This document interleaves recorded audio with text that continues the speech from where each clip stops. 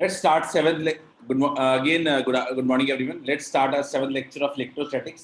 Last class में हम एक डेरिवेशन पे बात कर रहे थे, जल्दी से हम उसी डेरिवेशन की तरफ बढ़ते हैं. लास्ट क्लास में हमने डेरिवेशन में क्या देखा था, जल्दी जल्दी थोड़ा देखते हैं. हमने बात किया था कि मान लीजिए कि एक फाइनाइट लाइन चार्ज है, फाइनाइट लाइन चार्ज है. हमने माना था कि इसका चार्ज पर यूनिट लेंथ जो है वो लैम्डा है. ठीक है, हम किसी पॉइंट पी पे निकालना चाहते हैं. पी पॉइंट की खासियत क्या है? तो पी पॉइंट की खासियत में एक खासियत है कि ये आर डिस्टेंस पे है. ठीक है, दूसरी खासियत क्या है? ये एक एंगल पे है. कैसे? ये थीटा 2. ठीक, और यहां से अगर देखें तो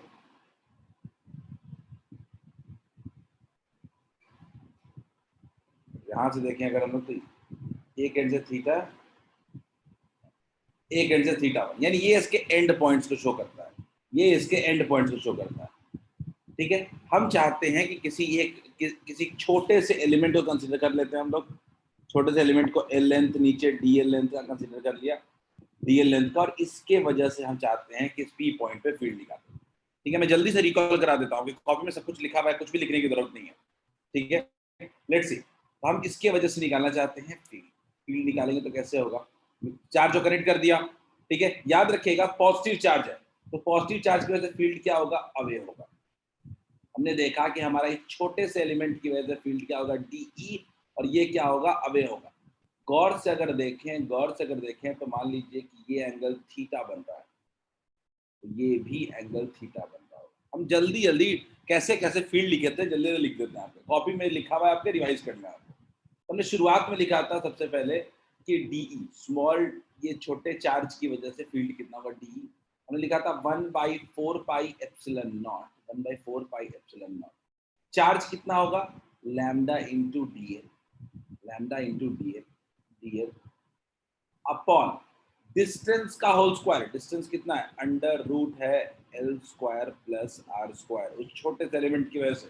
तो डिस्टेंस का होल स्क्वायर कितना हो जाएगा? L square plus R square. यहीं पे अपना सबसे इंपॉर्टेंट कंसिडरेशन करते हैं हम लोग. इंपॉर्टेंट कंसिडरेशन क्या है? इंपॉर्टेंट कंसिडरेशन है ये ट्रायंगल. ये एल है, ये आर है, और ये थीटा है. हम L equals to R tan theta और dl equals to R sec square theta into D theta. दो चीजें हमने लिख दिया. कह रहे अब हमने इसको रिप्लेस कर दिया, तो फाइनली डी क्या बन गया? फाइनली डी याद करिए, D 1/4 pi epsilon not lambda, DL के जगह कितना हो गया? R sec square theta into D theta divided by L square. L की value R tan theta put करेंगे तो R square 1 plus tan square theta which is equal to sec square theta. Sec square theta गया, एक are गया, तो finally जो DE आता है वो क्या आता है? 1/4 pi epsilon not lambda upon R D theta. This is the final DE.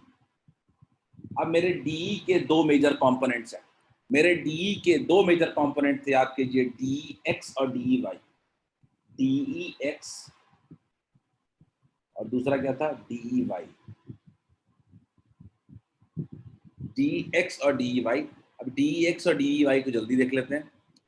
D x के लिए हमने बात किया था कि चलो डी एक्स की अगर बात करेंगे, यानी ये कितना हो जाएगा? D cos theta, D cos theta. अगर टोटल ई एक्स की बात करेंगे तो इसको इंटीग्रेट कर देंगे. टोटल ई एक्स जब इंटीग्रेट करेंगे तो सारा कांस्टेंट बाहर आ जाएगा, 1/4 pi epsilon not lambda by R. क्या क्या अंदर बचेगा? कॉस थीटा का इंटीग्रेशन डी थीटा के साथ माइनस थीटा 2 से लेके थीटा 1 तक, एंगल का लिमिट. तो फाइनली ई एक्स कितना आया था? Lambda by 4 pi epsilon naught are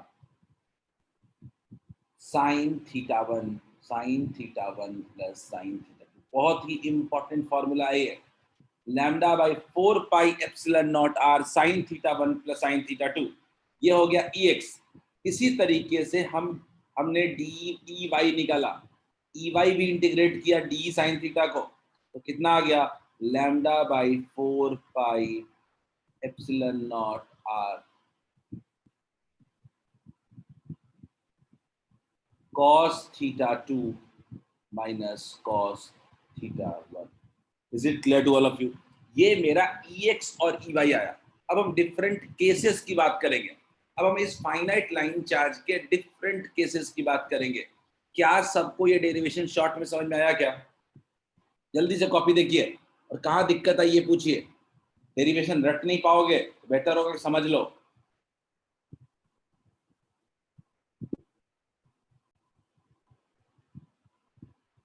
ठीक है, चलो हाँ चलो ठीक है, बढ़िया. अब हम बात करते हैं कुछ स्पेशल केसेस की. स्पेशल केसेस की बात करने वाले. जैसे सबसे पहला जो स्पेशल केस आता है कि मान लीजिए जो हमारा लाइन चार्ज है फाइनाइट ना हो, वो इनफाइनाइट हो. स्पेशल केस 1 क्या है कि लाइन चार्ज इज इनफाइनाइट. पहला स्पेशल केस देखते हैं क्या फर्क पड़ेगा फॉर्मूले में. लाइन चार्ज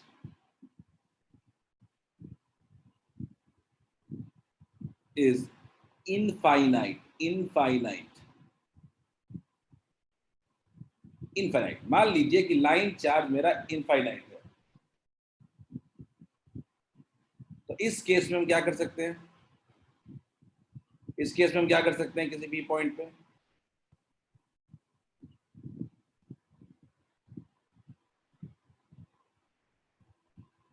एक एंड जो है इनफाइनाइट होता है, मतलब उसका एंड बहुत ही दूर है. अगर आप फाइनाइट एंड देखते हो तो थीटा 1 है. तो अगर इनफाइनाइट है तो मतलब कि उसका जो एंगल फॉर्म हो रहा है वो बहुत ज्यादा हो रहा है. यानी इस केस में जो मेरा थीटा होगा वो क्या हो जाएगा? 90. आपको पता है कि थीटा 1, याद रखिएगा इनफाइनाइट एंड का मतलब कि एंगल मेरा ऑलमोस्ट क्या है? 90 डिग्री है. थीटा 2 भी ऑलमोस्ट कितना हो जाएगा? 90. इनफाइनाइट का मतलब ये याद रखना है, 90. तो इस केस में अगर आप EX का फॉर्मूला लिखते हैं, EX इक्वल्स टू कितना था? Lambda by 4 pi epsilon naught R sin 90 plus sin 90 मिलके कितना हो जाएगा? साइन 1 प्लस 1 कितना हो जाएगा? 1 प्लस 1 2 हो जाएगा.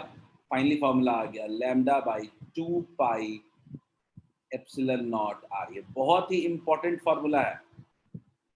EX, अगर आप EY की बात करें अगर, तो EY कितना हो जाएगा? 0.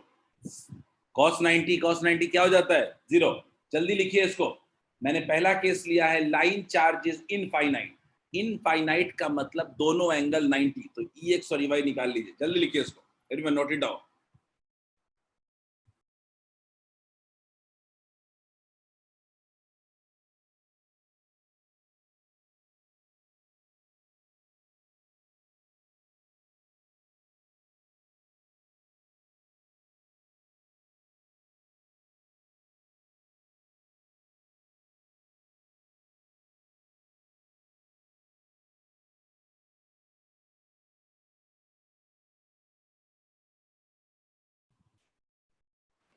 या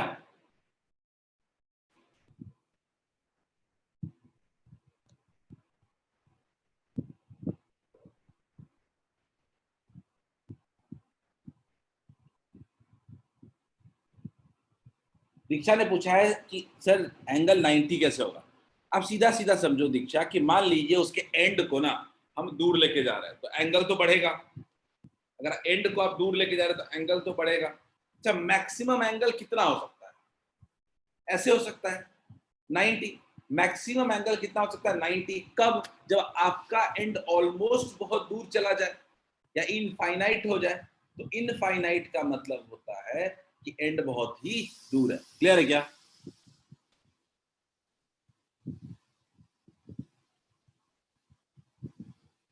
सब लोग, ये पहला केस बहुत इंपॉर्टेंट केस है कि मान लीजिए फॉर्मूला भी याद हो जाएगा इससे अपना. इस तरीके से अपना फॉर्मूला भी याद हो जाएगा कि एंगल क्या है? 90 है.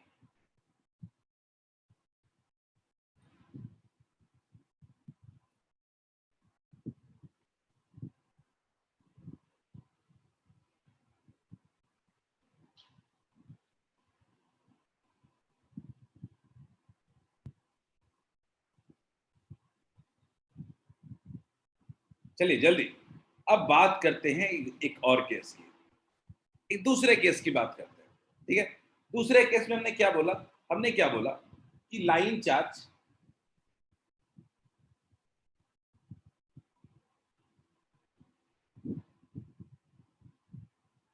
Is semi infinite.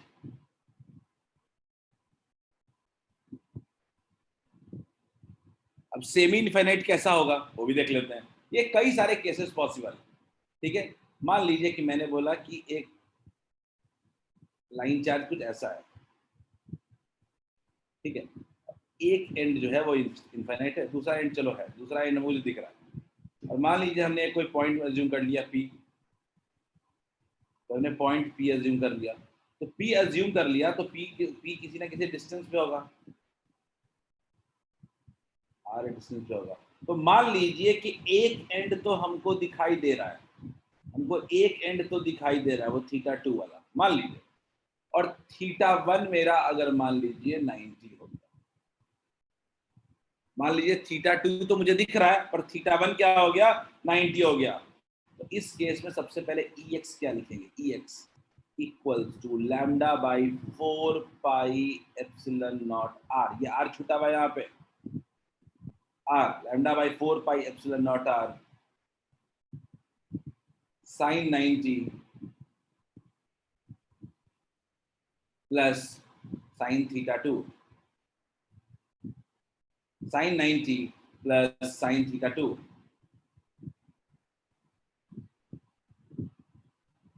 अगर इसके वैल्यू को देखें तो EX इक्वल्स टू कितना हो जाएगा, EX equals to lambda by 4 pi epsilon naught R 1 plus sine theta 2। Is it clear, is it clear? फॉर्मूले में क्या चेंज हुआ, एक 90 डिग्री है, दूसरा का एंगल पता है अपने को। अगर मैं बात करूं EY की, तो EY में और भी कुछ नहीं होगा। EY का फॉर्मूला हम जानते हैं क्या है, देख लो जल्दी से। cos theta 2 minus cos theta 1, cos theta 1 90 है, cos 90 का वैल्यू 0 होता है, तो कितना हो जाएगा, lambda by 4 pi epsilon naught R cos theta 2 minus 0, कितना आ गया, EY इक्वल्स टू आ गया lambda by 4 pi epsilon naught R cos theta 2। Is this clear to all of you? मैं बस नॉर्मल केसेस बता रहा हूं कि फाइनाइट इनफाइनाइट कैसे हो सकता है। इनफाइनाइट कोई एंड हो जाए मतलब एंगल 90 डिग्री है। क्लियर है?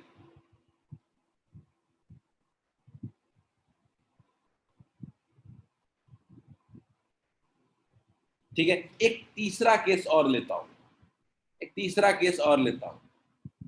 मान लीजिए तीसरा केस, एक केस और बताता हूं। Line charge is semi infinite, मान लेते हैं line charge is semi infinite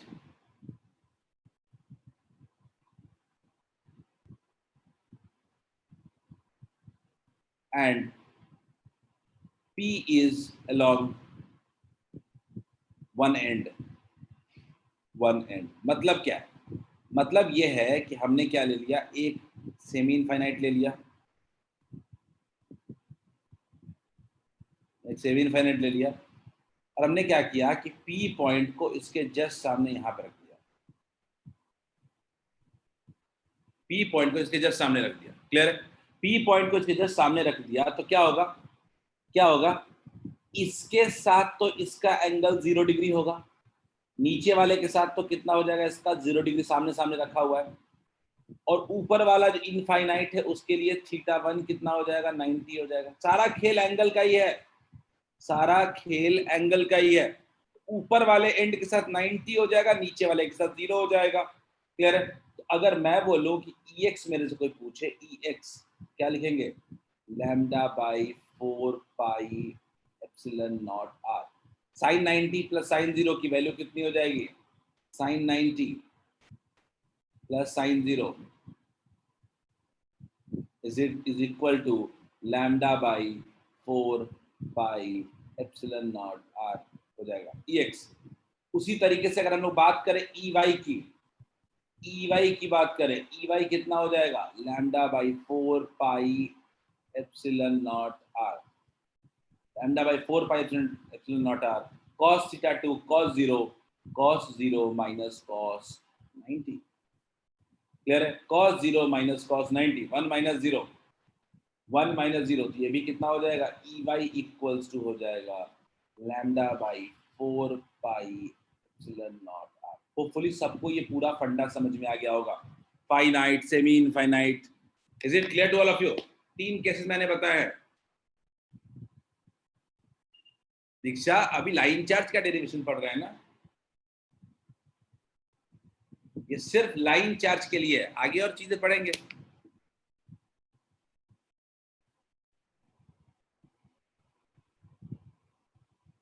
ठीक है, जल्दी से थर्ड केस भी लिख लीजिए and then we will continue to our next derivation due to ring. एक रिंग शेप की वजह से फील्ड कैसे निकालेंगे, ये दोनों बड़े इंपॉर्टेंट हैं, ये दोनों मैग्नेटिज्म में भी रिपीट होंगे, दोनों ग्रेविटेशन में भी थे।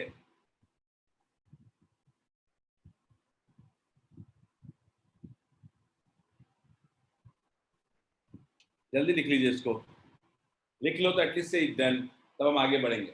मैंने उसी फॉर्मूले को जो हमने कल डिराइव किया था, उसी के डिफरेंट पॉसिबिलिटीज आपको बताए हैं। ठीक है, अगर देखो इनफाइनाइट का मतलब एंगल 90 डिग्री, सीधा सीधा हिसाब। फाइनाइट का मतलब चलो एंगल होगा। ठीक है, अगर किसी पॉइंट के सामने रख दोगे किसी एंड के, तो एंगल 0 हो जाएगा उस एंड के लिए। क्लियर है? क्वेश्चन आया समझ में?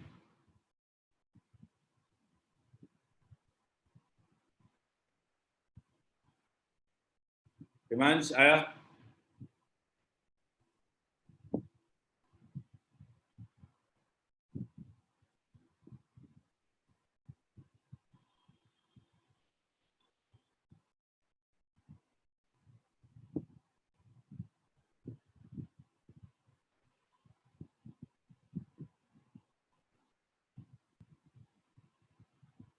आई होप आप लोग दूसरा तो लिख ही चुके हो हमसे, जल्दी।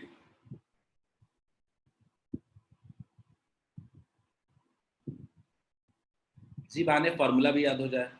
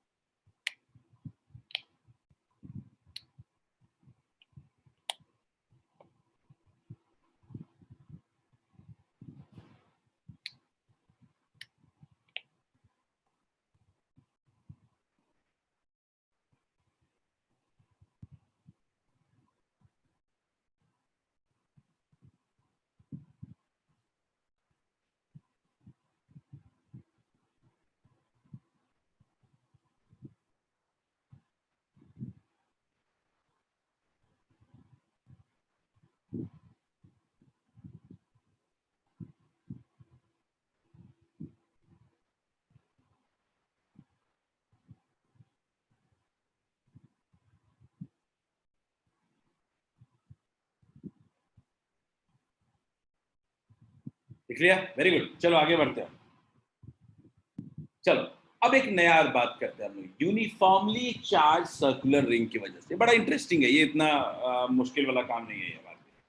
ठीक है, इतना मुश्किल वाला काम हमारे लिए नहीं है। देखते हैं हमने क्या किया। सबसे पहले इसको समझने के लिए एक हमने रिंग लिया, रिंग समझ तो अंगूठी। ठीक है, एक रिंग लिया। रिंग की खासियत क्या होती है, अंदर में पूरा कुछ नहीं होता, सिर्फ उसके एजेस पे, सरकमफ्रेंस पे रहता है। तो हमने क्या किया, एक रिंग लिया और उसको यूनिफॉर्मली चार्ज कर दिया, क्यू चार्ज। उसको क्यू चार्ज दे दिया जो यूनिफॉर्मली डिस्ट्रीब्यूटेड है। ठीक बात, ले लिया। मान लेते हैं कि इसका रेडियस कितना है, आर। इसका रेडियस कितना है, ठीक है, या थोड़ा अगर और बढ़िया से लिखे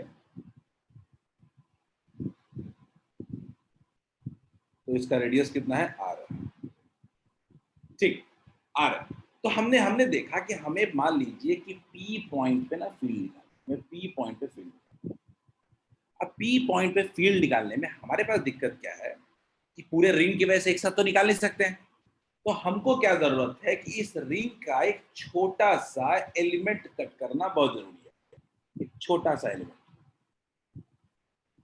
छोटा सा एलिमेंट, ठीक है, हमें छोटा सा एलिमेंट चाहिए रिंग का, ठीक है, हमें रिंग का एक छोटा सा एलिमेंट चाहिए।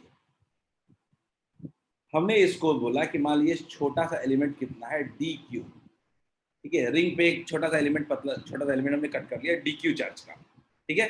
अब डी क्यू चार्ज का, चलिए ठीक है, टोटल चार्ज क्यू है और रेडियस कितना है, आर, सब लिखवाएंगे, ठीक है। तो इस छोटे से चार्ज के लिए अगर फील्ड देखना होगा तो हम फील्ड कैसे देखेंगे, उस छोटे से चार्ज के लिए कभी फील्ड देखना होगा तो पहला स्टेप जो हमारा होना चाहिए वो क्या होना चाहिए, दोनों को कनेक्ट कर देना चाहिए, आपको ही पता है, दोनों को कनेक्ट कर देंगे। अब बताइए पॉजिटिव चार्ज है, ये पॉजिटिव चार्ज है तो आप भी जानते हो कि फील्ड जो प्रोड्यूस होगा वो क्या होगा, वो अवे होगा। पॉजिटिव चार्ज है तो इस छोटे एलिमेंट की वजह से जो फील्ड प्रोड्यूस होगा वो क्या होगा, डीई, क्लियर है क्या, यानी उस डी क्यू की वजह से जो फील्ड प्रोड्यूस हुआ वो कितना है, डीई, चलो मान लिया। अब मान लेते हैं कि ये जो पॉइंट पी है ना वो सेंटर से कुछ एक्स डिस्टेंस पे, सही बात है, सेंटर से एक्स डिस्टेंस पे, ठीक है। तो हम अगर देखें आर और एक्स, तो इस छोटे चार्ज से अगर पी पॉइंट का डिस्टेंस बोलेंगे तो क्या बोलेंगे, under root are square plus x square, clear है क्या, ये इतना समझ में आया क्या फिगर, उस छोटे एलिमेंट से अगर बोले पी पॉइंट का डिस्टेंस तो कितना हो जाएगा, under root are square plus x square. एक काम करते हैं, पहले कहानी लिख लेते हैं इसका, फिर फिगर बना लेते हैं। कहानी क्या होगा, consider a uniformly charged ring, a uniformly charged ring. Consider a uniformly charged ring of radius r and charge q. जो भी मानो उसको लिखो, बस यही तरीका है, ठीक है, चार्ज क्यू, ठीक है, मान लेते हैं P is a point at a distance x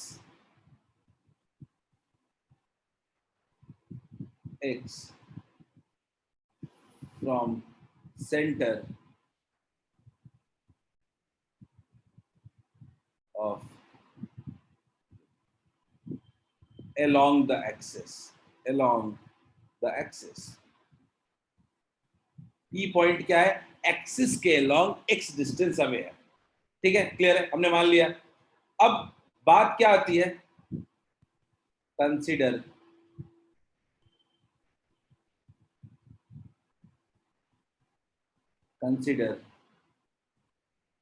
a small charge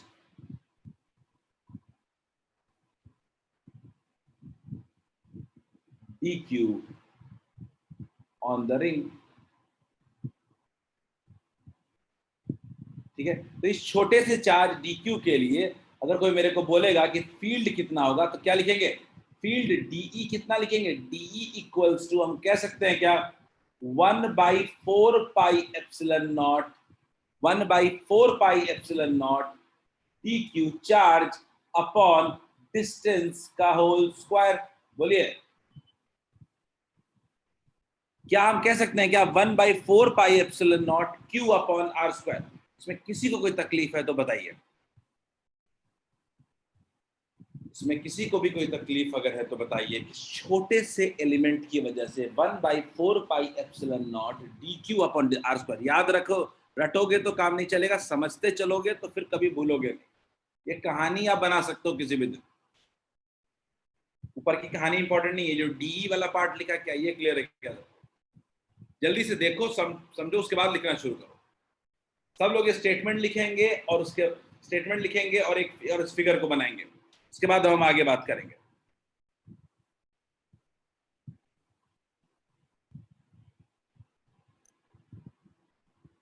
तो कुछ भी समझ में नहीं आया, just raise your hands.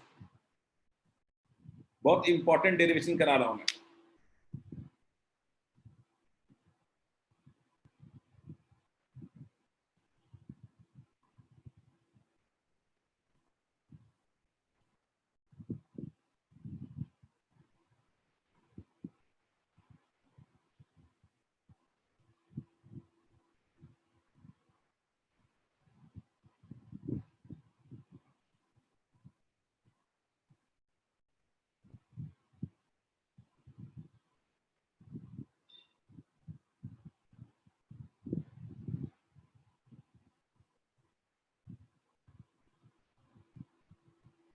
Ayush clear है क्या?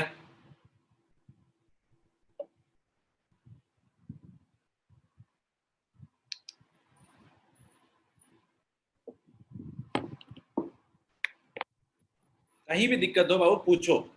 यही सब डेरिवेशन जो है ना इस चैप्टर को बड़ा और टफ बना देता है, और अभी पढ़ते वक्त ध्यान दोगे, बाद में कितना भी रिवीजन कर लो बहुत मुश्किल होता है।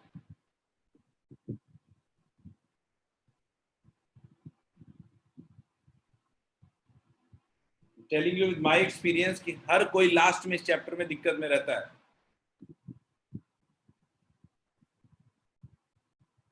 जैसे इसलिए कि शुरुआत में हम इसको लाइटली लेते हैं।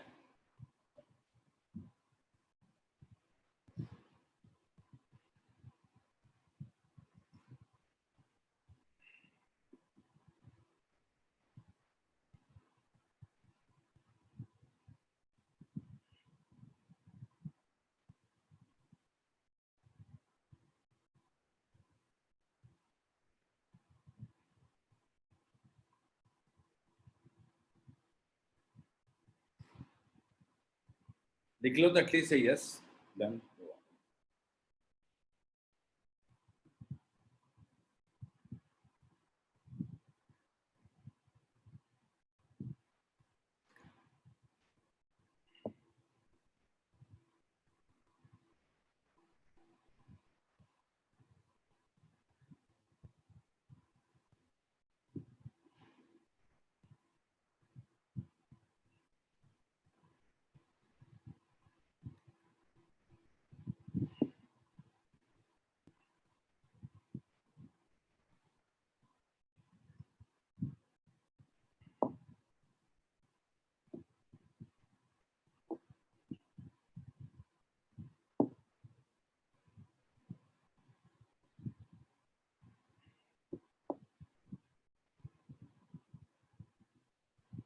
चलिए लिख लिया क्या?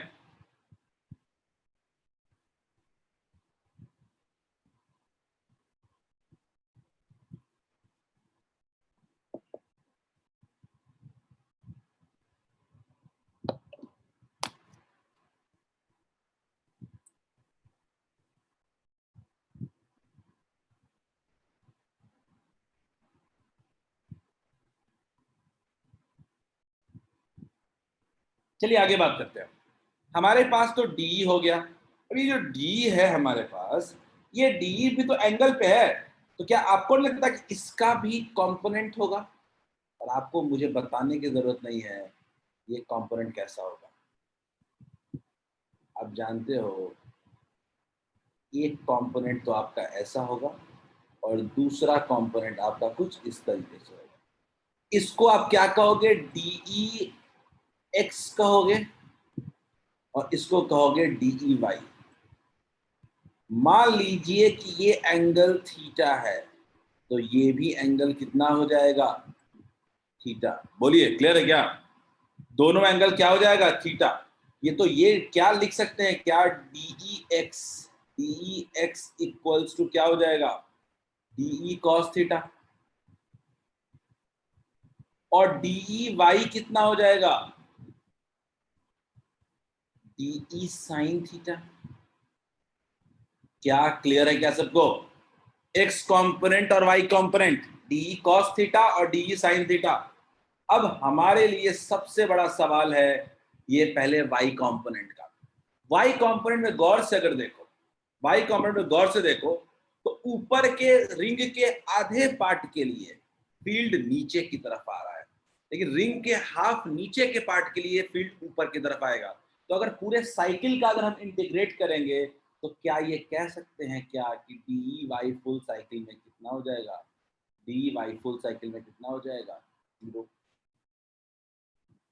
इसमें किसी को तकलीफ है क्या? सोचो थोड़ा सा कि मैं कह रहा हूँ रिंग के आधे साइकिल के लिए ऊपर वाले पार्ट के लिए फील्ड नीचे की तरफ है, ठीक है। अगर उसके नीचे वाले पार्ट के लिए देखें तो फील्ड ऊपर की तरफ होगा, तो क्या पूरे साइकिल में नेट 0 नहीं हो जाएगा क्या? बच्चों बताइए।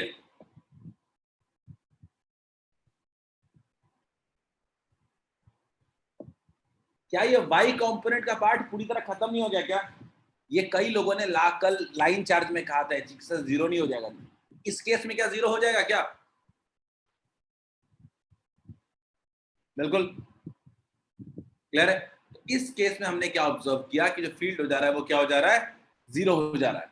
क्लियर है। तो एक पार्ट तो गया अपना, डी वाई इक्वल्स टू 0 हो गया, फाइनली डन।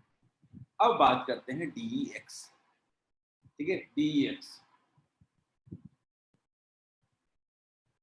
अब डी एक्स तो हमको पता है डी कॉस थीटा होता है, बस मैं इतना चाहता हूं कि आखिर ये कॉस थीटा होता है तो इस ट्रायंगल का कॉस थीटा का वैल्यू कितना होता है? कॉस थीटा का वैल्यू होता है बेस अपॉन हाइपोटेन्यूज। तो क्या लिख सकते हैं?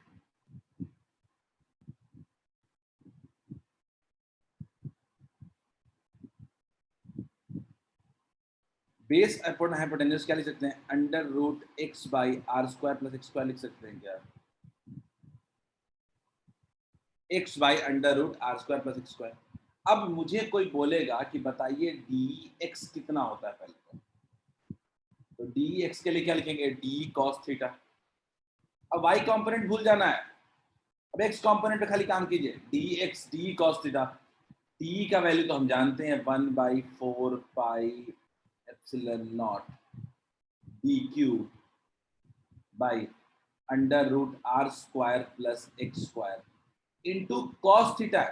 कॉस थीटा का वैल्यू कितना होगा? कॉस थीटा का वैल्यू कितना होगा?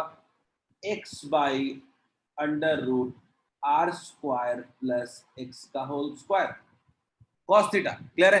तो अगर मैं बात करूं मल्टीप्लाई करने के लिए दोनों को मल्टीप्लाई करेंगे तो क्या मेरा फाइनली डी एक्स की जो वैल्यू है, दूसरा वाला रिंग बनाने की जरूरत नहीं है, 1/4 pi epsilon naught dq into x by r square plus x square to the power 3/2। क्या ये सबको क्लियर है? मुझे बताओ, कहीं कोई दिक्कत है क्या? मैंने बोला डी कॉस थीटा निकाला है, बस मैंने डी कॉस थीटा निकाला है। तो डी कॉस थीटा निकालने के लिए कॉस थीटा की वैल्यू पुट कर दिया हमने। बोलिए, मेरे पास अब जो डी एक्स आ गया वो D 1/4 pi epsilon not Q और D Q upon R square plus x square था, और कॉस थीटा का value X by under root are square plus x square हो गया। अब हम कह सकते हैं कि हमारा डी एक्स है। अगर कोई हमसे पूछे कि चलो इंटीग्रेट करते हैं तो E X total field along X axis कितना होगा? Will be integration of D X. आपको लग रहा होगा ये बहुत कॉम्प्लेक्स इंटीग्रेशन तो नहीं हो गया है। देखते हैं, मेरा बस इतना मकसद होगा सारे कांस्टेंट को बाहर करेंगे इंटीग्रेशन के। देखते हैं, मेरा सबसे पहले कांस्टेंट क्या आ गया? 1/4 पाई एप्सिलॉन नॉट बाहर आ गया, कांस्टेंट था ऑब्वियसली। दूसरा, ये x डिस्टेंस भी कांस्टेंट है क्या? x डिस्टेंस भी कांस्टेंट है क्या? मैंने x को भी बाहर कर दिया। अच्छा, ये r भी कांस्टेंट था क्या? तो R square plus x square भी कांस्टेंट होगा, तो कितना आ गया? To the power 3/2। तो अंदर में सिर्फ क्या बचा? dq बचा, सिर्फ और सिर्फ dq अंदर में बचा है। जब dq बचा है तो क्या इसको इंटीग्रेट करेंगे dq को, तो भाई dq का इंटीग्रेशन कितना होगा? टोटल चार्ज होगा। तो फाइनली हमारे पास जो फील्ड आ रहा है ex, हमारे पास जो फील्ड आ रहा है ex इक्वल्स टू लिख सकते हैं हम लोग, dq का इंटीग्रेशन कितना हो जाएगा? q into X by 4 pi epsilon naught R square plus x square to the power 3/2। और यही EX जो है वो पूरा का पूरा नेट फील्ड भी है, क्योंकि y के अलग तो कुछ है नहीं, y के अलग तो कुछ है नहीं। तो कह सकते हैं कि नेट फील्ड जो होगा वो क्या होगा। किसी को कोई दिक्कत है तो पूछिए।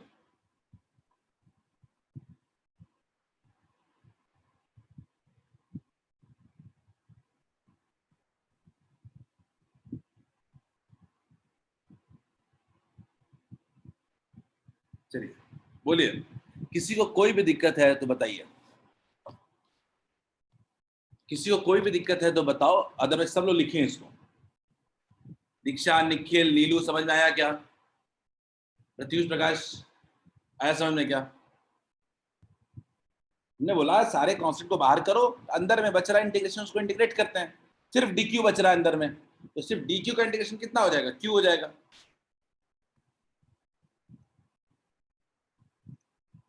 चलिए सब लोग लिखें।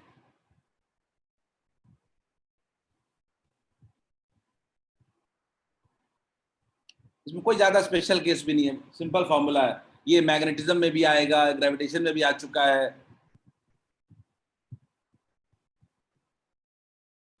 इसीलिए इसका इंपॉर्टेंस बढ़ जाता है, यही सब डेरिवेशंस एग्जाम में आते हैं।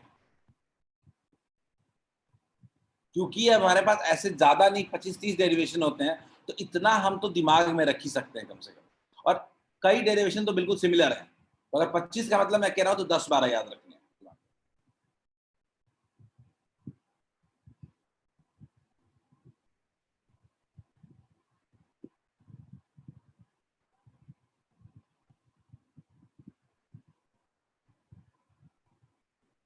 ये सब उस तरह के हमने लिए एग्जाम्पल, हमने उस तरह के एग्जाम्पल लिए हैं जो हमारे एग्जाम में आ सकते हैं डायरेक्टली।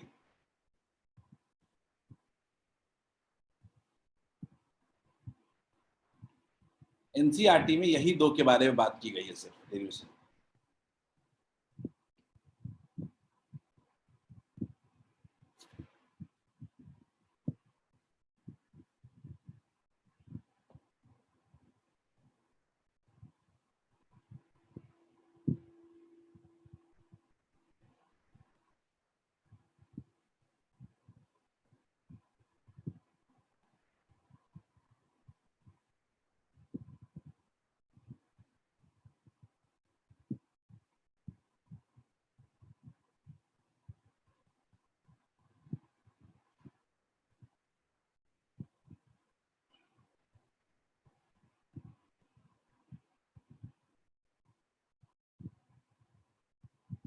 लिख लिया दिव्यांशु, वेरी गुड।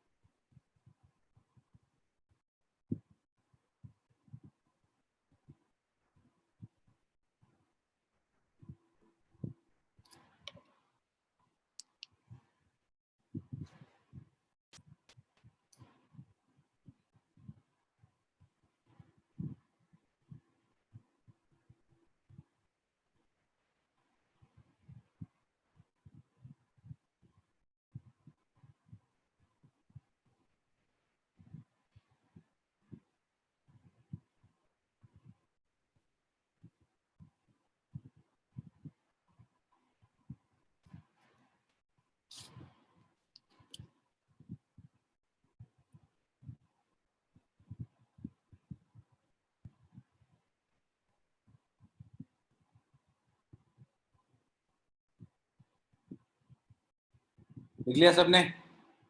अब थोड़ा हम बात करते हैं स्पेशल केस की। स्पेशल केस क्या है? ठीक है, स्पेशल केस की बात करते हैं। तो स्पेशल केस कुछ नहीं है, इसमें एक स्पेशल केस सबसे पहले लेते हैं।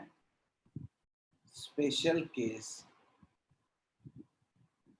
ठीक है, स्पेशल केस 1 अगर लें, अगर हम लोग स्पेशल केस 1 लें हम लोग, तो पहला तो होता है at centre of ring. At centre of ring, centre of ring का मतलब हम क्या कह सकते हैं कि हमारा एक्स कितना है, हमारा एक्स कितना है, एक्स की वैल्यू हो जा रही है 0। 0 एक्स का वैल्यू जब 0 हो जाएगा तो गौर से देखिए फील्ड जो हो जा रहा है, क्यू एक्स का वैल्यू 0 पुट करोगे तो वैल्यू कितना हो जाएगा? 0। पहला याद रखना कि सेंटर ऑफ रिंग पे फील्ड कितना होगा? 0। Is it clear to all of you? Centre of ring पे फील्ड कितना होगा? 0। ये फर्स्ट स्पेशल केस है, कुछ नहीं, वैल्यू बस एक्स का 0 पुट किया है। एक और स्पेशल केस की बात करते हैं, special case 2। Special case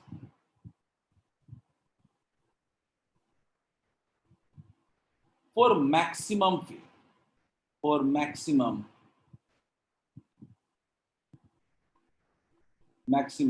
field. याद रखिएगा मैक्सिमम फील्ड जो होता है वो x equals to r by root 2 पे मिलता है। बहुत इंपॉर्टेंट डेटा है, इसको डिराइव करने की कोई जरूरत नहीं है, याद बस रखना है कि x equals to r by root 2 पे हमको मैक्सिमम फील्ड मिलता है। एक हो तो होगा ना कि आखिर ये x की किस वैल्यू पे मुझे फील्ड का स्ट्रेंथ जो होगा वो सबसे ज्यादा मिलेगा। ठीक है, फील्ड का स्ट्रेंथ तो वेरी कर रहा है x के पोजीशन पे, तो कहां पे अपने को मैक्सिमम फील्ड मिलेगा? क्या लिखते हैं? x equals to r by root 2 पे। तो अगर इस वक्त मुझे कोई बोले कि मैक्सिमम फील्ड स्ट्रेंथ कितना होगा, क्यों ना वैल्यू पुट करते हैं, कितना हो जाएगा? कितना हो जाएगा? अगर मैं बोलूं q into r by root 2 divided by 4 pi epsilon naught r square plus r square by 2 3 by 2। Clear है? कितना हो जाएगा? q r by root 2 4 pi epsilon naught 3r square by 2 to the power 3 by 2।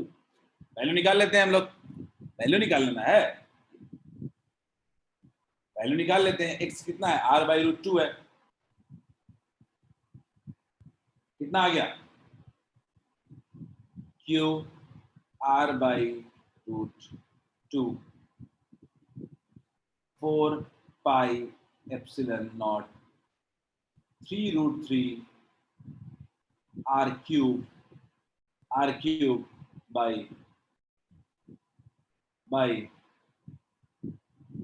2 root 2 solve करना है। ये मेरी उम्मीद मत रखो कि मैं सॉल्व कर रहा हूँ, कैसे कर रहा हूँ, दिमाग लगाने की जरूरत नहीं है। स्क्वायर हो जाएगा, फाइनल कितना बचा? q by 4 pi epsilon naught, q by 4 pi epsilon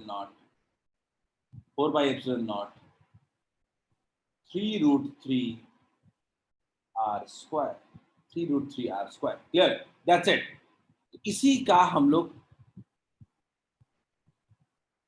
रोशन एक सवाल पूछा है कि सर इस केस में तो r और x के बीच एंगल 45 है ना, कैसे कैसे रोशन?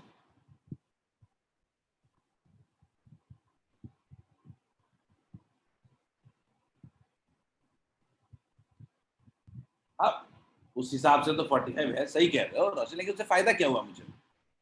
रोशन, उससे मुझे कुछ फायदा हुआ क्या? जो आप बोल रहे हो कि सर वो ट्रायंगल जो बन रहा है उसमें उसमें 45 डिग्री बन रहा है, अगर मान लीजिए, हमें तो कोई फायदा हुआ नहीं, उससे कोई जरूरत नहीं है हमें उसकी, है ना? हम तो डिराइव कर चुके हैं, सीधे फॉर्मूला भी निकालना है हमको, वैल्यू निकालनी है। तो हम यहाँ पे एक ग्राफ बनाते हैं ई और आर का, ई और आर का, ई और एक्स का के साथ ग्राफ बनाते हैं, तब हम चेक करते हैं कि ई का वैल्यू एक्स के साथ कैसे वेरी कर रहा है। तो एक बात हम जानते हैं कि सेंटर पे यानी एक्स इक्वल टू 0 पे ई का वैल्यू क्या होता है? 0 होता है। और याद रखना है कि x equals to r by root 2 पे क्या होता है? मैक्सिमम होता है।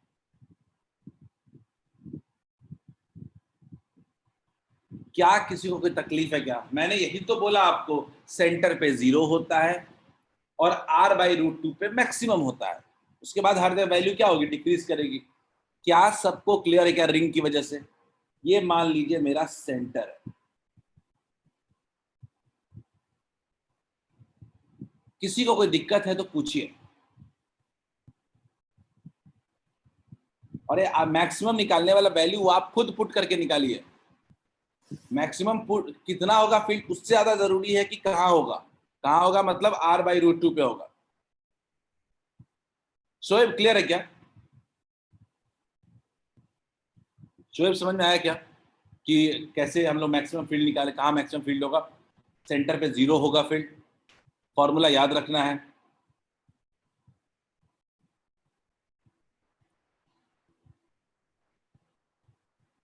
अनिमेश ने कहा कि सर बार बार 1/4πε0 लिखने की जगह क्या लिख सकते हैं? बिल्कुल लिख सकते हैं, it's your choice, it's your choice, लिख सकते हैं, कोई दिक्कत नहीं है।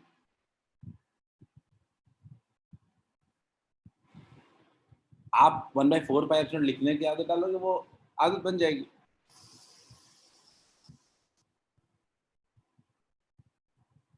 कोशिश करें कि सीबीएसई बोर्ड से एग्जाम में सही से 1/4π फाइनल रिलेशनशिप जो है वो 1/4πε0 के फॉर्म में ही लेके आए।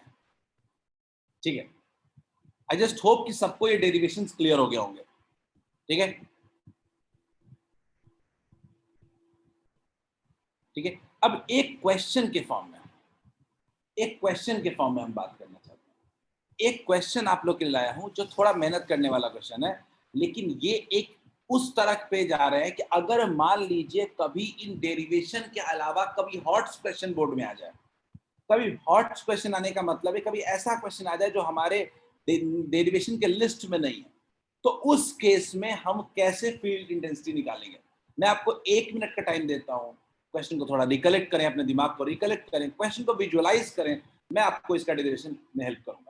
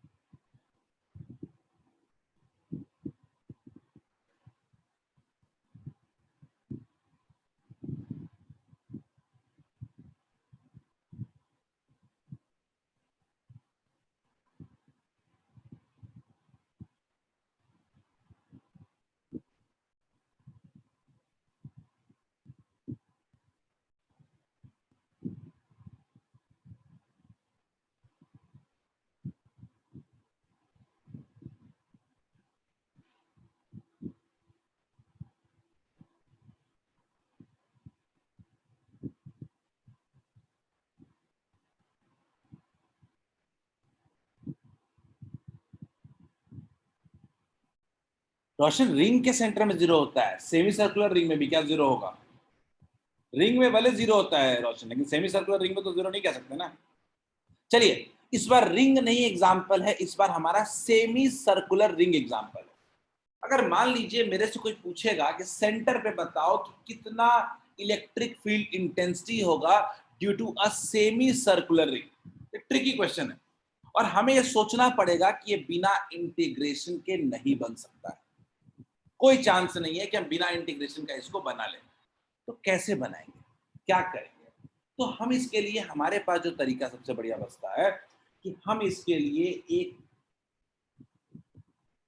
थीटा एंगल पे, थीटा एंगल पे, थीटा एंगल पे हम क्या करेंगे, एक छोटा सा एलिमेंट कट करेंगे, छोटा सा एलिमेंट कट करेंगे, इतना कि ये छोटा एंगल भी सबटेंड कर रहा होगा डी थीटा, डी थीटा। हमने क्या किया कि छोटा सा एक एलिमेंट कट कर लिया। कैसा कैसा कट कर लिया? तो अगर उसको बड़े व्यू में देखोगे तो कुछ ऐसा। एंगल कितना है? D theta. क्लियर है? ये कितना है? रेडियस है। ये कितना है? ये कितना रेडियस है। ठीक है, अब मान लीजिए कि हमने वो एक एलिमेंट कट कर लिया, एलिमेंट कट कर लिया। अब हमारे मन में सवाल आता है कि वो जो एलिमेंट हमने कट किया है उसका चार्ज कितना है? तो चार्ज तो होता है लैम्डा इंटू डी एल, इसका लेंथ। अच्छा, लेंथ कितना होगा? इसका लेंथ कितना होगा? तो अगर लेंथ की बात करोगे तो एल याद करो कि थीटा इक्वल्स टू होता था एल अपॉन आर, तो इसका लेंथ मान लीजिए कितना है, डी एल अपॉन आर। तो क्या हम कह सकते हैं क्या कि D L equals to R D R theta, R D theta. Clear है क्या? तो डी एल इक्वल्स टू क्या कह सकते हैं हम लोग, आर डी थीटा। यानी इस पे जो चार्ज है डी क्यू, जो चार्ज है इस पे चार्ज है वो क्या होगा, lambda into are D theta. ये बहुत इंपॉर्टेंट पॉइंट है पहला, ये चार्ज कितना है, lambda into are D theta. ठीक है, lambda into are D theta. Clear है? मेरा जो कहने का मतलब है कि जो हमने एलिमेंट कट किया है, हमने जो ये एलिमेंट निकाला है कट करके, इस एलिमेंट की वजह का जो चार्ज है, इस एलिमेंट का जो चार्ज है डी क्यू है, ये कितना है, lambda into R into D. Clear? अब हमारे लिए सवाल है कि इस चार्ज की वजह से ओ पे फील्ड कैसे होगा। तो पॉजिटिव चार्ज है, तो आपको भी पता है कि पॉजिटिव चार्ज है तो फील्ड कैसे होता है, कैसे होता है। तो इस डीई को अगर निकालना हो, डीई को निकालना हो, आपको भी पता है डिस्टेंस कितना है, आर है। क्या लिखोगे, 1/4 pi epsilon naught, 1/4 pi epsilon not D Q upon R square, यानी 1/4 pi epsilon not D Q. जो आप कह रहे थे इतने देर से के लिख देते हैं, मैं भी आपकी बात मान लेता हूँ, 1/4 पाई एप्सिलॉन नॉट के लिख देता हूँ। के डी क्यू क्या लिख रहे थे हम लोग, lambda R D theta by R square. तो ये आर आर कैंसिल हो गया, फाइनली कितना आया, K lambda D theta upon R. That's it, D E, ये हमारा डीई आ गया। छोटे से उस एलिमेंट की वजह से फील्ड आ गया। अब हमारे मन में सवाल होना चाहिए कि क्या ये एंगल थीटा बना रहा होगा क्या? तो क्या इसके भी दो कंपोनेंट हो जाएंगे क्या? एक हो जाएगा डी एक्स और दूसरा हो जाएगा डी वाई। तो हमें चाहिए पहले डी एक्स को निकालना। डी एक्स इक्वल्स टू होगा डी कॉस थीटा। अगर मुझे कोई बोले कि फाइनल ई एक्स निकालो तो इंटीग्रेट कर देंगे। इंटीग्रेट करेंगे तो कितना हो जाएगा, K lambda D theta by R into cos theta. तो अगर मान लीजिए हम K lambda by R, cos theta बचता है अंदर में डी थीटा, और कहां से कहां तक एंगल का लिमिट लेंगे, एंगल कहां से कहां तक लेंगे हम लोग। तो एंगल रिंग है, तो रिंग में 0 से लेकर के उल्टा जाओगे 180 तक, तो एंगल कहां से कहां तक लेना पड़ेगा, 0 से लेकर के 180। क्लियर है? अब वैल्यू कैलकुलेट कर लेते हैं। कॉस का इंटीग्रेशन होता है के लैम्डा बाई आर, कॉस का इंटीग्रेशन होता है साइन थीटा, 0 से लेके 180। याद रखिएगा साइन 180 का भी वैल्यू 0 होता है और साइन 0 का भी वैल्यू 0 होता है। क्लियर है? तो क्या लिख सकते हैं, ये पूरी वैल्यू क्या हो जाएगी, 0। तो x के अलोंग पूरा वेक्टर, पूरा वैल्यू क्या हो गया, 0। एक सवाल पूछा है दिव्यांशु कि आपने लैम्डा क्या होता है। याद रखिएगा लैम्डा कुछ नहीं होता, यूनिटरी मेथड पढ़े हो ना, लैम्डा कुछ नहीं होता है, चार्ज पर यूनिट लेंथ होता है, चार्ज पर यूनिट लेंथ, और कुछ नहीं होता दिव्यांशु। क्लियर है? तो एक्स एक्सिस के अलोंग हमारा फील्ड कितना आ गया, 0 आ गया। अगर कोई मुझे बोलेगा वाई एक्सिस के अलोंग निकालने के लिए, बस कॉस के जगह साइन का इंटीग्रेशन करना होगा, बस कॉस के जगह साइन का इंटीग्रेशन करना पड़ेगा। ई वाई इक्वल टू कितना हो जाएगा, K lambda by R, cos के जगह साइन थीटा का इंटीग्रेशन हो जाएगा, कहां से कहां तक, 0 से लेके 180 तक। याद रखिएगा K lambda by R minus cos theta होता है 0 से लेके 180। वैल्यू पुट करेंगे तो 2 हो जाएगा, तो कितना आ गया, 2 के लैम्डा अपॉन आर। मैं आपको सिंपल बता रहा था कि कैसे हम चीजों को निकालते हैं। आपने यहाँ पे देखा कि हमने एक एलिमेंट कट किया और एलिमेंट कट करके हमने x और y निकाले। ये टफेस्ट क्वेश्चन होगा अगर बोर्ड्स में आ गया तो, ये टफेस्ट क्वेश्चन होगा, लेकिन हमें तैयार रहना है, हमें तैयार रहना है। ठीक है? क्लियर है? इसको आप ना स्टार मार्क्स में करके ठीक से साफ साफ लिखेंगे। रिवीजन में इसको जरूर आप यूज करेंगे, इसको आप रिवीजन के वक्त इसकी वैल्यू रखेंगे। और लिख दीजिए हॉट्स क्वेश्चन, हॉट्स क्वेश्चन। ठीक है, सब लोग क्वेश्चन कॉपी में होना चाहिए, बाद में क्वेश्चन को जरूर उतार लिया करो अगर टाइम नहीं मिल पा रहा।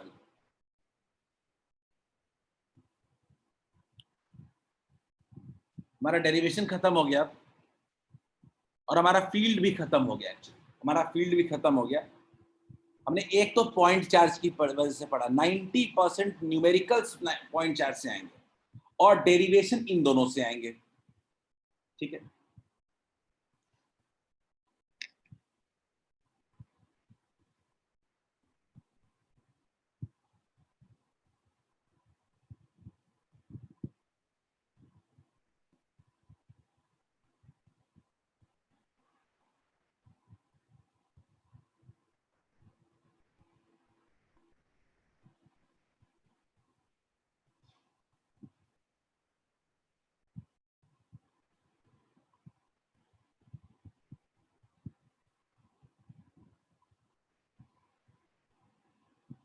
और याद रखना हम लोग विद इन 2 days जितना टॉपिक अभी तक हमने पढ़ा दिया है वो सब रिवीजन करना शुरू करो ठीक से एकदम। हम वाइवा लेंगे, वीडियो ऑन करके, वीडियो ऑडियो ऑन करके हम वाइवा लेंगे पूरी तरह गैलरी व्यू में जा करके। यहाँ पे सब लोग का स्क्रीन पे दिखते रहेंगे, तो एकदम पढ़ाई करना शुरू करो, क्योंकि हम अब पहले चैप्टर के एंड के तरफ बढ़ रहे हैं। हम पहले चैप्टर का एंड तो नहीं पर 70% हम कर चुके हैं पहले चैप्टर में। हमारा फ्लक्स और डाइपोल 2 बड़े टॉपिक्स बच रहे हैं हमारे। तो we will soon keep a live viva, और आपके लिए बहुत जरूरी भी है। तो आप लोग ना पूरे कॉन्सेप्ट को पढ़ना, रिवीजन करना, फॉर्मूले गो थ्रू करना शुरू कर दो, क्योंकि बोर्ड्स तो एटलीस्ट 90% कॉन्सेप्ट पे ही बेस्ड होगा।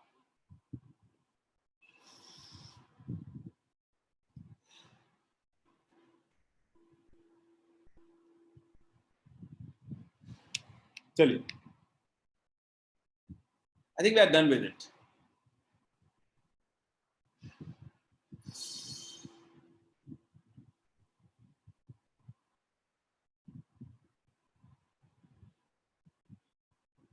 एक्चुअली जो अगला क्वेश्चन है करने की जरूरत नहीं है, क्योंकि अभी अभी मैंने ये बताया है आपको, अभी मैंने बताया है कि एक्सिस पे मैक्सिमम फील्ड कितना होगा। और गौर से देखो तो अभी हमने कैलकुलेट करके दिया था, आपको दिखाया था आपको। ठीक है, जरूरत नहीं है इसकी।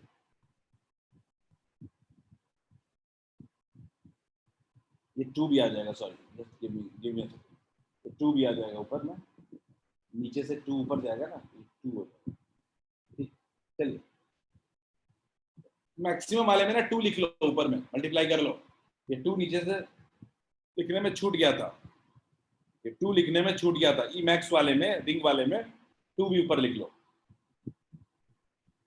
ये क्वेश्चन वही पूछ रहा है कितना मैक्सिमम होगा, तो मुझे लगता है कि let's not waste time in this. और हम एक नए टॉपिक की तरफ बढ़ रहे हैं, वो है इलेक्ट्रिक लाइंस ऑफ फोर्स। ठीक है, बड़ा इंपॉर्टेंट टॉपिक, बहुत इंपॉर्टेंट टॉपिक है। ठीक है, electric lines of force. Clear है? सब लोग हेडिंग डालें, सब लोग कॉपी में हेडिंग डालें, electric lines of force, electric lines of force. ठीक है,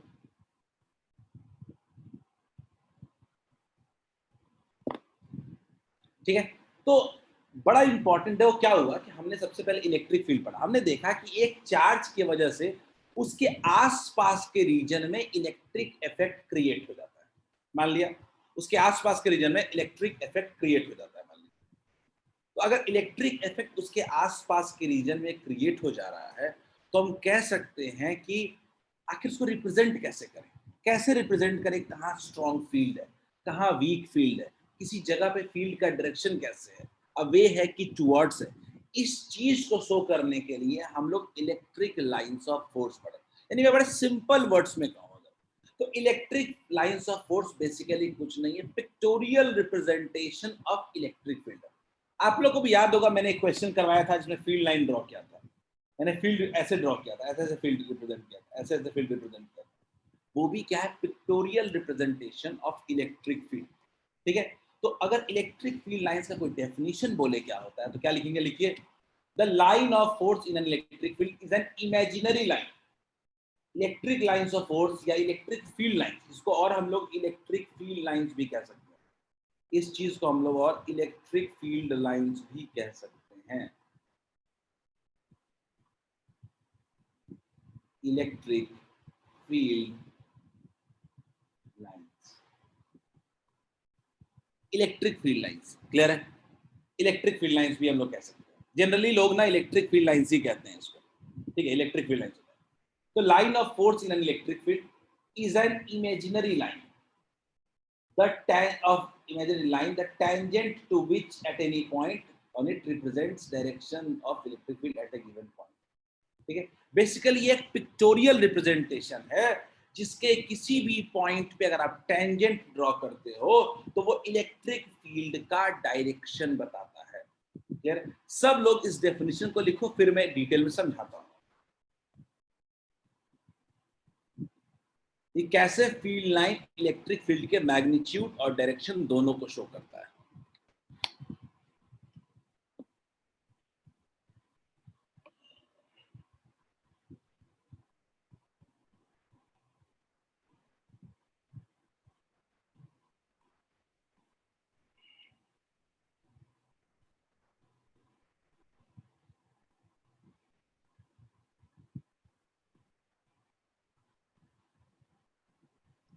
डेफिनेशन लिख लो, अच्छे यस की रिटर्न, ठीक है, फिर मैं समझाऊंगा एक डिटेल।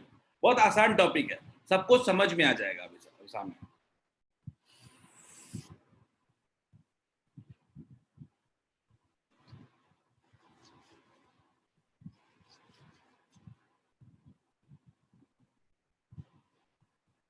रिटर्न हो गया, दीक्षा लिख लिया, रोशन लिख लिया, वेरी गुड।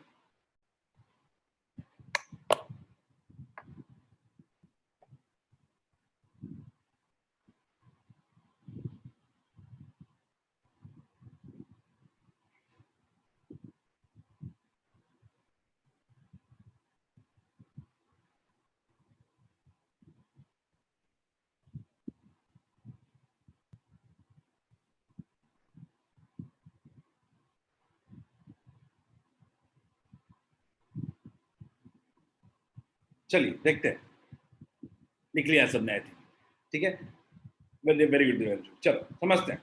तो इलेक्ट्रिक फील्ड लाइंस बेसिकली क्या होता है समझते हैं। तो इलेक्ट्रिक फील्ड लाइंस के बारे में अगर हम बात करेंगे तो हम इसको मान लीजिए कुछ ऐसे रिप्रेजेंट करें, मान लीजिए कुछ ऐसे है।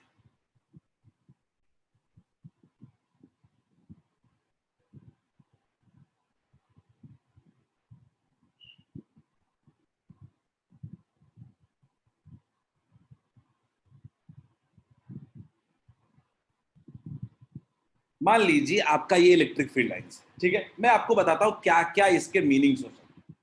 सबसे पहला जो मीनिंग होता है कि मान लीजिए कि आपने एक पॉजिटिव टेस्ट चार्ज रख दिया यहाँ पे, क्यू नॉट रख दिया, तो ये जिस पाथ को ये फॉलो करेगा, जिस पाथ को ये फॉलो करेगा, that path is said to be electric lines of force. क्या ये बात समझ में आई क्या? जिस पाथ को ये फॉलो करेगा is called electric lines of force. Lines of force क्यों बोले? बिकॉज फोर्स इसी लाइन में लगता है, पॉजिटिव चार्ज। क्लियर है? तो अगर इसका डेफिनेशन में कुछ और ऐड करना हो, कह सकते हैं it can also be defined as it can also be defined as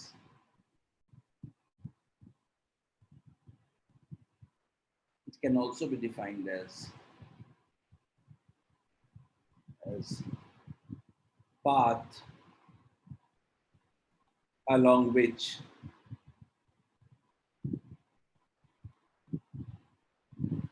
positive test charge, positive लिखने की जरूरत नहीं होती, वैसे टेस्ट चार्ज पॉजिटिव ही लेते हैं, positive test charge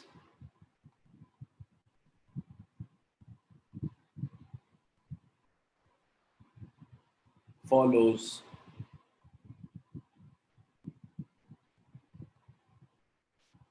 in an electric field।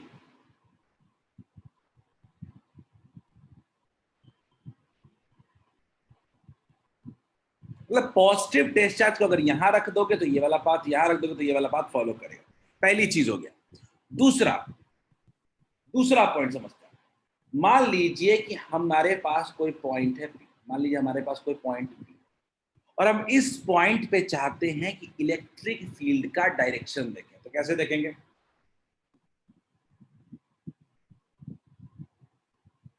कैसे देखेंगे? इस जगह पे टेंजेंट ड्रॉ कर लेंगे। मान लीजिए कि हमारे पास कोई पॉइंट है R, मान लीजिए हम चाहते हैं कि R पॉइंट पे फील्ड का डायरेक्शन देखें। कैसे, क्या करेंगे? ड्रॉ कर देंगे एरो से। क्लियर है क्या? तो इस तरीके से हम क्या कर सकते हैं, किसी भी पॉइंट पे फील्ड का डायरेक्शन बता सकते हैं।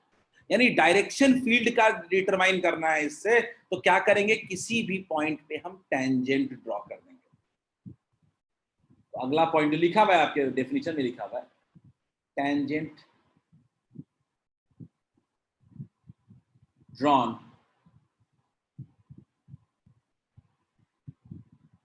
at any point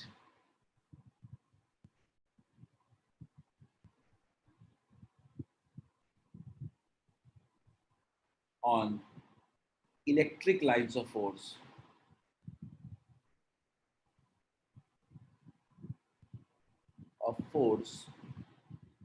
gives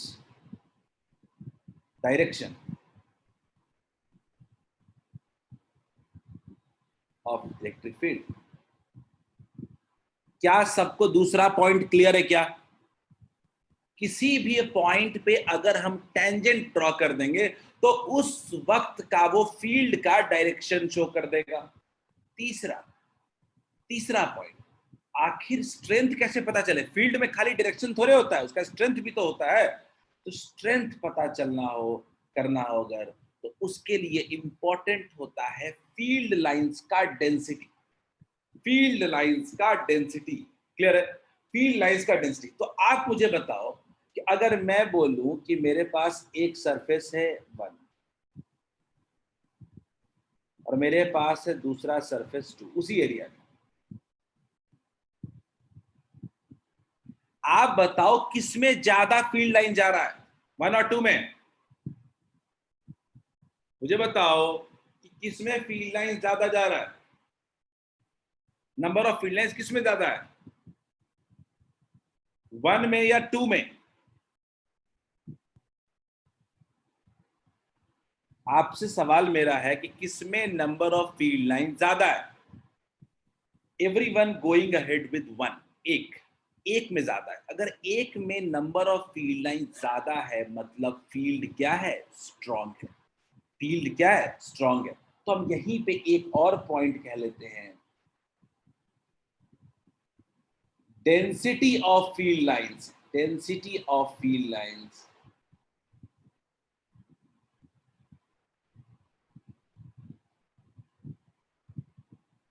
lines gives strength of electric field। यानी आप फील्ड लाइन से सिर्फ डायरेक्शन पता नहीं कर सकते हो, आप फील्ड लाइन से स्ट्रेंथ भी पता कर सकते हो। क्या सबको क्लियर है? Is it clear to all of you? क्या ये पूरा बेसिक सबको क्लियर है क्या, everyone? If it's clear, go ahead and note it down proper. सबको साफ साफ इसको रिप्रेजेंट कर लिखें इसको। अंशु क्लियर है क्या? संदेश?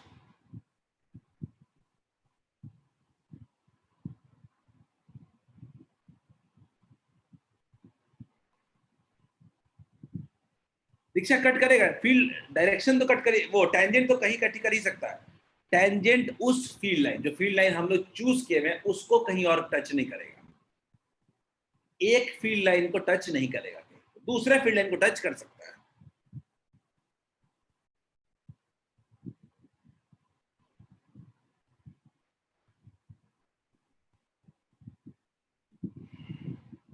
चलिए जल्दी नोट इट डाउन।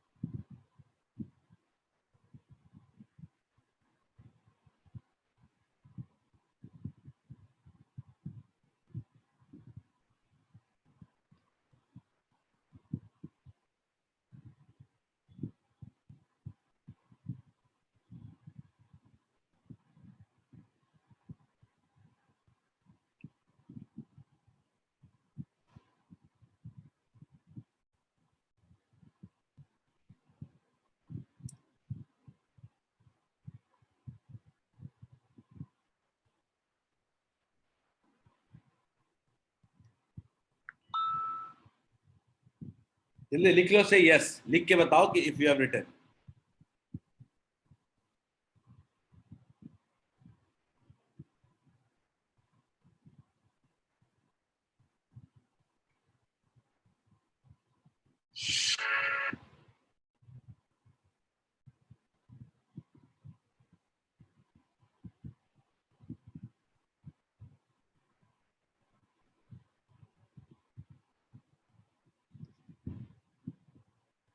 पॉजिटिव के बाद क्या लिखा है? Positive test charge. Positive test charge है Divyanshu, positive test charge. Divyanshu positive के बाद positive test charge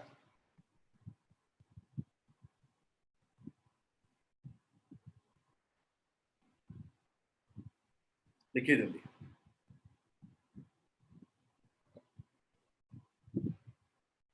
Divyanshu done? सब लोग लिख लिया क्या? यानी इलेक्ट्रिक फील्ड का स्ट्रेंथ और डायरेक्शन दोनों ये फील्ड लाइंस बता सकता है। ये फील्ड लाइंस बहुत इंपॉर्टेंट पार्ट है, ये डायरेक्शन स्ट्रेंथ दोनों हमारा बता सकता है। अब हम थोड़ा आगे बढ़ते हैं। इलेक्ट्रिक फील्ड लाइंस को ड्रॉ करते हैं due two point charges. Point charges की वजह से इलेक्ट्रिक फील्ड लाइंस को ड्रॉ करने की कोशिश करते हैं। देखते हैं। तो याद रखिएगा, पॉजिटिव चार्ज की वजह से जो फील्ड लाइंस होता है वो हमेशा अवे होता है। हमेशा कैसा होता है? अवे। हमेशा कैसा होता है? अवे।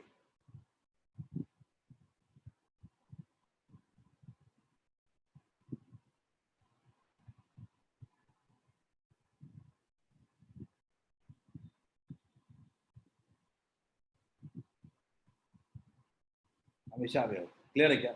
पॉजिटिव चार्ज के फील्ड से हमेशा क्या होगा? अभी तुम थोड़ा साफ साफ बना लो। पॉजिटिव चार्ज से फील्ड लाइन हमेशा क्या होगा? अवे होगा। और नेगेटिव चार्ज के फील्ड लाइन हमेशा क्या होगा?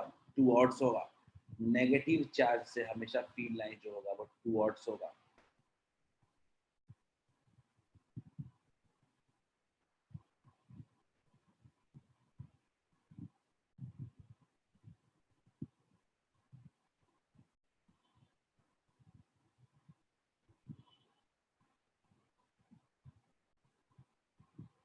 चलिए, क्लियर है? पॉजिटिव के अवे और नेगेटिव के towards. Is it clear? Is it clear? क्या पहला तो बहुत सिंपल क्लियर है, away from positive charge, away from positive charge, ये तो हम जानते हैं। फील्ड लाइन जो होता है, फील्ड जो होता है away from positive charge and towards negative charge.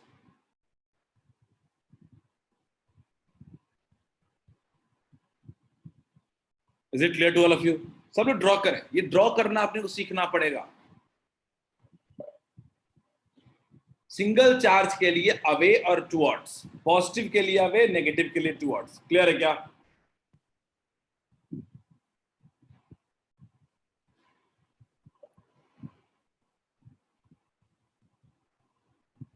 Is it clear to all of you?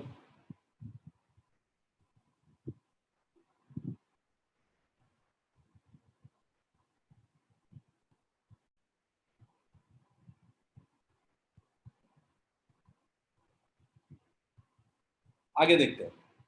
Single charge की वजह से तो हम समझ गए, लेकिन अब बात करेंगे हम लोग सिस्टम ऑफ चार्ज की वजह से। यहां मामला थोड़ा हमारा फंसता है कि electric field lines due to system of charge, मतलब एक से ज्यादा चार्ज अगर हो गया, अगर एक से ज्यादा चार्ज अपने पास होगा तो उस वक्त हमारा फील्ड लाइंस कैसा होगा? ठीक है, समझने की कोशिश करते हैं।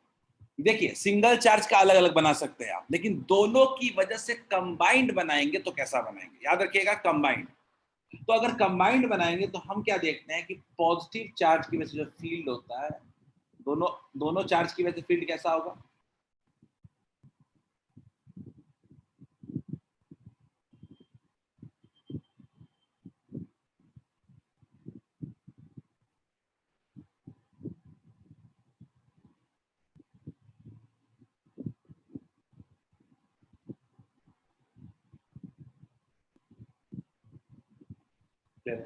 अगर मैं यहां भी बात करूं,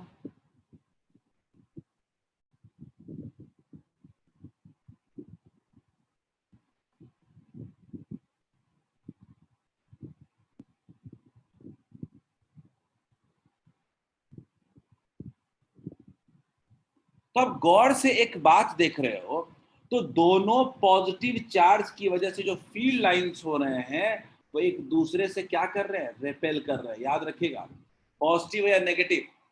अगर दो लाइक चार्जेस के बीच में देखेंगे तो फील्ड लाइंस कुछ इस तरह होंगे कि दोनों एक दूसरे को रिपेल कर रहे होंगे, और बीच में एक ऐसा पॉइंट आएगा, बीच में कुछ ऐसा पॉइंट दिखेगा जहां पे बिल्कुल भी फील्ड लाइंस नहीं है। तो आपको भी पता है कि वो वहां पे फील्ड कितना होता है, 0 होता है। बोलिए, क्लियर है क्या? वो तो आप जानते हो ना कि दो पॉजिटिव चार्ज के बीच में जरूर एक ऐसा पॉइंट होगा जहां पे आपको फील्ड 0 मिलेगा। Is it clear to all of you? तो दोनों चार्ज रिपेल कर रहे हैं। लेकिन अगर आप अनलाइक चार्जेस, ये क्या है, लाइक चार्जेस के बीच में, ये क्या है, लाइक चार्जेस के बीच में, ये क्या है, लाइक चार्जेस के बीच में। लेकिन अगर अनलाइक चार्जेस आ जाए तो वो तो अट्रैक्ट कर देंगे दूसरे को, अनलाइक चार्जेस। और दूसरी खास बात क्या होती है कि बीच में ऐसा कोई पॉइंट नहीं होता है जहां पे फील्ड 0 हो।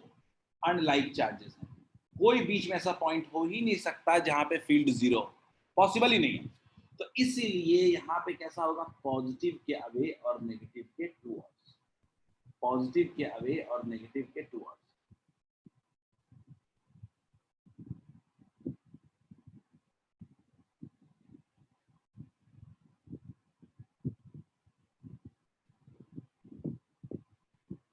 क्लियर है क्या? पॉजिटिव के अवे और नेगेटिव के टूवर्ड्स।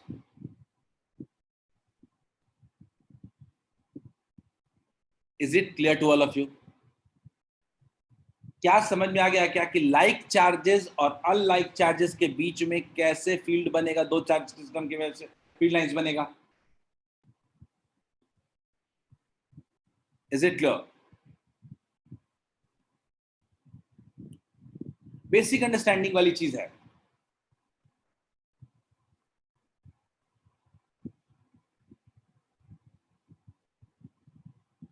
क्या सबको क्लियर है?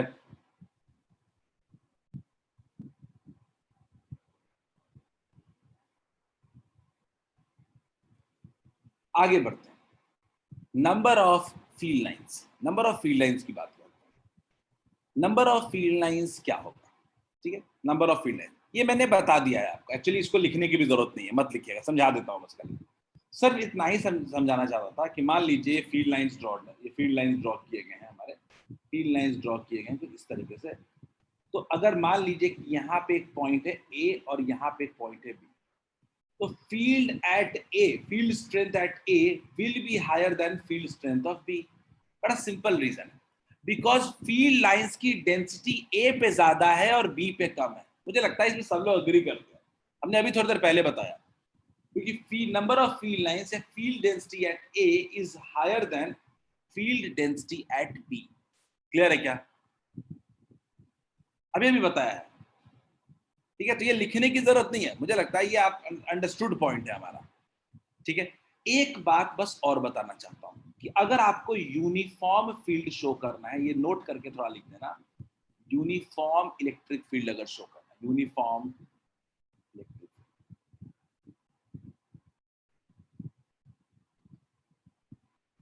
यूनिफॉर्म इलेक्ट्रिक फील्ड शो करना है, तो कैसे शो करते हैं?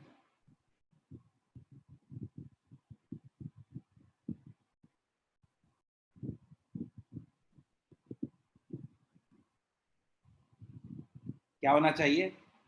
पैरेलल होना चाहिए। याद रखिएगा, यूनिफॉर्म फील्ड जब कभी भी इस तरह का शो कर रहा हो ना, आप समझ लेना कि वो यूनिफॉर्म यूनिफॉर्म इलेक्ट्रिक फील्ड, यानी हर जगह इलेक्ट्रिक फील्ड की वैल्यू क्या है, सेम होगा, हर जगह का इलेक्ट्रिक फील्ड का वैल्यू सेम होगा। क्या ये सबको क्लियर है क्या? Is it clear to all of you?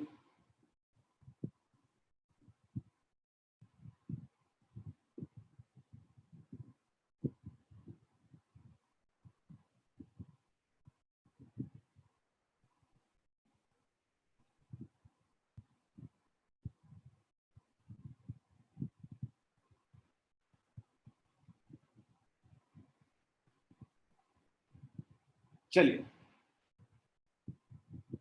ये कुछ इलेक्ट्रिक फील्ड लाइंस की प्रॉपर्टीज हैं जो हमें जाननी बहुत जरूरी है, बेस्ड क्वेश्चन भी बहुत आते हैं।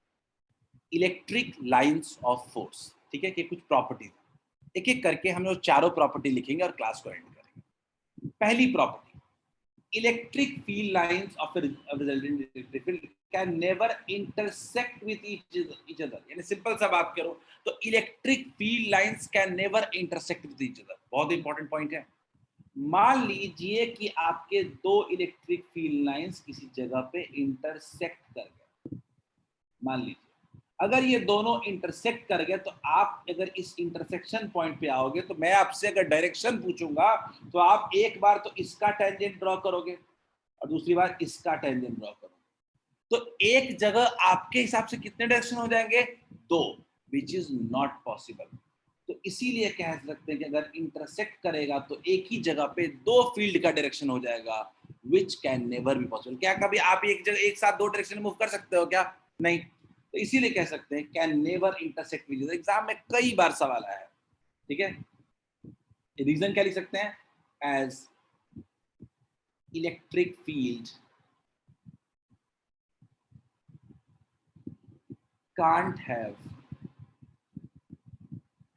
two directions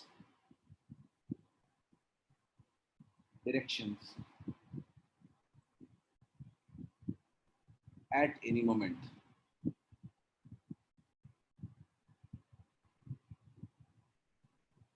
at any moment। Clear है? दूसरा, ठीक है, पहला पॉइंट क्लियर है सबको? फर्स्ट पॉइंट क्लियर है? इलेक्ट्रिक फील्ड लाइन का ये पहला प्रॉपर्टी है कि electric field lines never intersect with each other, क्योंकि एक जगह पे इलेक्ट्रिक फील्ड लाइन का दो डायरेक्शन हो ही नहीं सकता है, ठीक है। दूसरा, electric field lines produced by static charge. थोड़ा लैंग्वेज थोड़ा टफ दे दिया है, लिख दिया है हमने भाई। सिंपल चार्ज है, do not form closed loop. ये क्लोज्ड लूप नहीं बनाता है। Do not form close loop, याद कीजिए ये पॉजिटिव था और नेगेटिव था, तो ये क्लोज लूप नहीं बना रहा है, ठीक है। ये क्या बना रहा है? पॉजिटिव टू नेगेटिव जरूर है, पर एक क्लोज लूप कभी नहीं बनाता। Magnetic field lines close loop बनाते हैं, electric field lines close loop नहीं बनाता है। कभी भी इलेक्ट्रिक फील्ड लाइंस कुछ ऐसा लूप नहीं बना सकता है। इलेक्ट्रिक फील्ड लाइंस कभी भी कुछ सर्कल शेप में या कुछ क्लोज शेप में इस तरीके से कभी बन नहीं सकते, ठीक है। चलिए, दो पॉइंट समझ में आ गया सबको?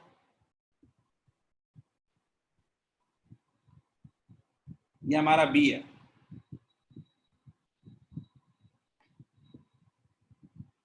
ये हमारा बी पॉइंट, क्लियर है। अब आते हैं third point. Third point, electric lines of force start और end perpendicular to the surface of conductor. याद रखिएगा, कोई भी कंडक्टर ले ले हम लोग, कोई भी कंडक्टर ले ले हम लोग, इलेक्ट्रिक फील्ड लाइंस हमेशा उसके सरफेस के परपेंडिकुलर होता है, हमेशा उसके सरफेस के परपेंडिकुलर होता है। मैं इसका रीजन भी बाद में समझाऊंगा। हमेशा क्या होता है? सरफेस के परपेंडिकुलर ओरिजिनेट करता है। याद रखिएगा, इलेक्ट्रिक फील्ड लाइन जो होता है वो कंडक्टर के हमेशा सरफेस के परपेंडिकुलर होता है, ठीक है। याद, बहुत इंपॉर्टेंट पॉइंट है।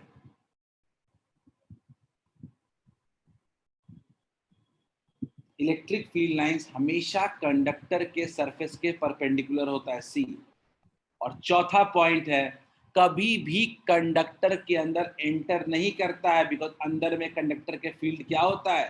जीरो। याद रखिएगा, कंडक्टर के इनसाइड में, कोई भी कंडक्टर के इनसाइड में, कंडक्टर के इनसाइड में जो फील्ड होता है वो क्या होता है? जीरो। जब फील्ड ही नहीं है तो फील्ड लाइन की क्या जरूरत है? अगर मेरे पास अंदर में कोई फील्ड ही नहीं है तो फील्ड लाइन की क्या जरूरत है?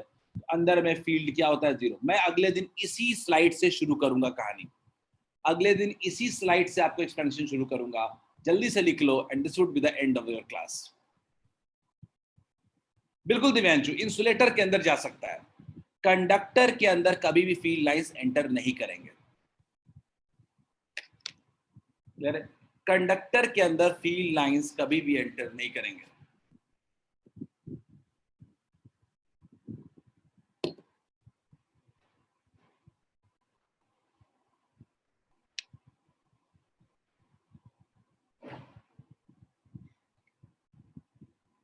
Done, that's it for today. आज के लिए इतना ही, आज के लिए इतना ही। Let's meet tomorrow.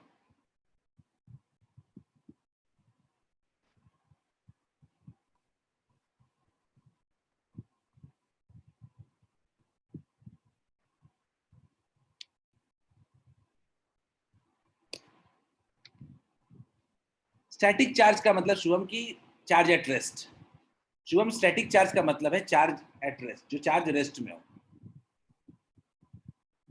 Null point का मतलब दीक्षा ऐसा होता है जहां पे जीरो हो, जो जिस चीज की बात कर रहे हो। मतलब फील्ड का नल पॉइंट है तो फील्ड जीरो है, डाइपोल का नल पॉइंट है तो वहां पे डाइपोल का फील्ड, डाइपोल का स्ट्रेंथ जीरो है वहां पे। तो नल पॉइंट का मतलब किसी चीज का जीरो मैग्नीट्यूड। जैसे नल पॉइंट हम करंट में ज्यादा पढ़ते हैं, यहाँ नहीं।